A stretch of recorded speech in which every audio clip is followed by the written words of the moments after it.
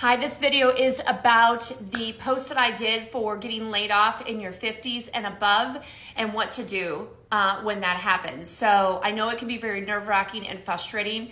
There's 5 points that I put out there on Facebook, on LinkedIn, so take a look at it, but I'll kind of give some brief detail on some of these things that I think are really important. I won't go into detail on all 5 things, but if you want more conversation around this, please reach out. But a couple of things that I really noticed that really stand out for me when I'm working with people who have been laid off, and usually they don't contact me right away. They wait until they've either looked for a position and then they've gotten frustrated, they haven't found what they want, or they're just not having any traction at all. And so by the time, a lot of times people reach out to me, they're already in that pretty frustrated piece of the process. So the one thing is I tell people all the time, you're just not leveraging your network, whether it be LinkedIn, Facebook, Instagram, whatever platform you're on. The less social media exposure you have, unfortunately, the less traction you're gonna have. It's a simple fact. Because the more you are intertwined into social media, the better it's gonna be, because more people are gonna see what your situation is. So taking LinkedIn, for example, there's that banner like open to work.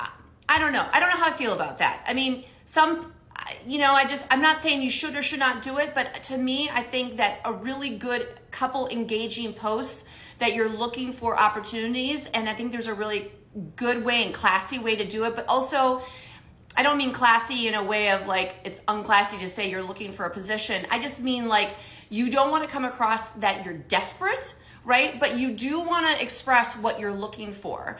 And I think sometimes people try to appeal to the masses versus kind of figuring out what your niche is, where your area of specialty is, and what your area of industry is. When you try to be everything to everybody, that is going to be a big fail, because you're going to be all over the place and you're going to be wasting your time. So really hone in exactly what you're good at and what you want, because you're going to actually have more traction doing that than trying to be everything to everybody. Frustration. There's going to be frustration that goes into play with this. I don't care. You can be the best of times and the economy. Looking for a position is never easy, and there's going to be parts of it that can get very frustrating. And just understand, you got to understand it's like a roller coaster. You're going to have the highs and you're going to have the lows. And so you're just going to have to manage through that. And so I think making sure you have somebody in your life that can really be level-headed when you need somebody to talk to, that can be that sounding board for you, is really important. And stay accountable to what your game plan is for that week or for that day, and just try to get a little bit better every day. I'm always telling my clients, like, just get 5% better every day, because if you look up the end of the week, if you just do 5% more, look what you've accomplished at the end of the week. Because it's very overwhelming to think, oh my God, I gotta do all these things. I just got laid off and I don't even have a LinkedIn presence, and I'm just overwhelmed, and I understand that. But you need a strategy and you need a plan of attack. Overthinking is not ever an option. I will repeat, overthinking is never an option. Take action, because just the more you think about it, the more in your head you're going to get, and the more frustrated you're going to get. So I'm not a big thinker or big believer in the overthinking process.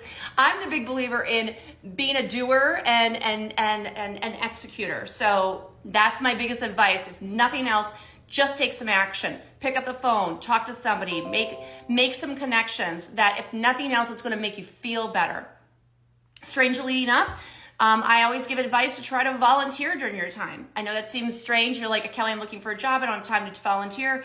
When you pay it forward and you help other people, it really in turn will help you. I promise you. If nothing else, the psyche of you will help. And you'll realize that your issues are actually not as big as you think they are, and that you need to take it with a grain of salt. So it's the holidays. Get out, do some volunteer work. It will do you a world of good. Know your lane. A lot of times I see people in their mid to late 50s applying for positions that we were applying for probably in our mid to late 30s or early 40s. And you've got to look at, like, is that company really wanting somebody with your experience and background? Does it really make sense? This is also, when you get laid off, not a time to go from healthcare to manufacturing or manufacturing to marketing. Like, you've got to stay in your lane and hone in on your niche. So many times I see people applying to